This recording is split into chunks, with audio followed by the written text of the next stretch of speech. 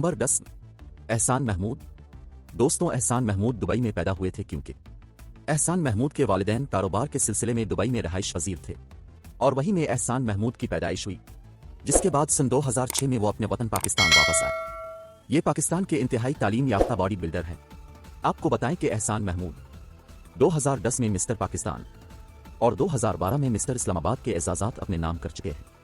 Number 9 Zaid king Khan. दोस्तों, Zaid king Khan 1 जुलाई 1980 को आज़ाद कश्मीर में पैदा हुए।